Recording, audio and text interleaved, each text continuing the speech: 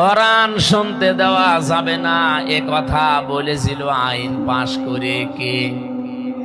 আবু জেহেল।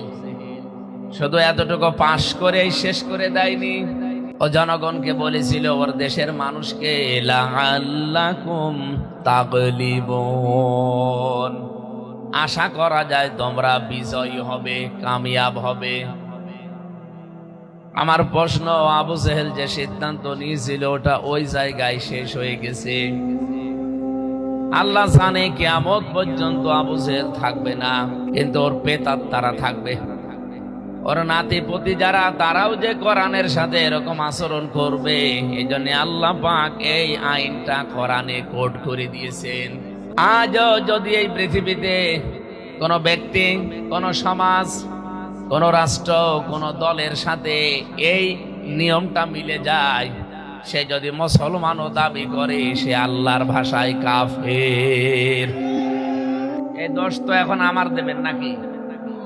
আমি তো শুধুমাত্র অ্যাডভার্টাইজ করলাম যে কাফেররা কোরআন শুনলে বাধা দেয়, সে যে নামেই হোক। 2 নম্বরে, কোরআনে কারীম শুনতে আসে, বিশ্বাসও করে এটা আল্লাহর নাজিল করা কিতাব। আল্লাহ পাক বলেন এই শ্রোতার নাম আমি দিয়েছি মুনাফিক। وَإِذَا قِيلَ لَهُمْ تَعَالَوْا إِلَى مَا أَنزَلَ اللَّهُ وَإِلَى الرَّسُولِ رَأَيْتَ الْمُنَافِقِينَ يَصُدُّونَ عَنكَ صُدُودًا।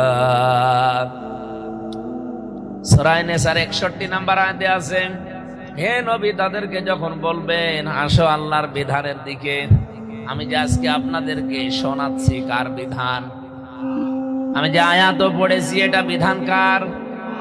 আল্লাহর বিধানের কথা যখন আপনি বলবেন যখন রাসূলের আদর্শের দিকে আসো, কোরআন এবং সুন্নাহ দিয়ে আমরা ব্যক্তি, পরিবার, সমাজ এবং রাষ্ট্র চালাই, এ কথা যখনই আপনি বলবেন, রাআইতাল মুনাফিকিনা, আপনি মুনাফিকদেরকে দেখবেন, ওরা আস্তে করে যেভাবে ঘুরে চলে যায় ওইভাবে চলে যাবে। তাহলে এখানে যারা আছে, 2 নম্বর শ্রোতার পরিচয়, আমার মনে হয় অনেকে থাকতে পারেন এই যে চলে যাচ্ছে যারা, এটা টাটকা মুনাফিক। এখানে আমার কিছু বলার আছে। আল্লাহ বলছে যখন আল্লাহর বিধানের কথা, রাসূলের আদর্শের কথা বলবেন, তখন দেখবেন আস্তে করে মুনাফিকরা কেটে পড়ছে।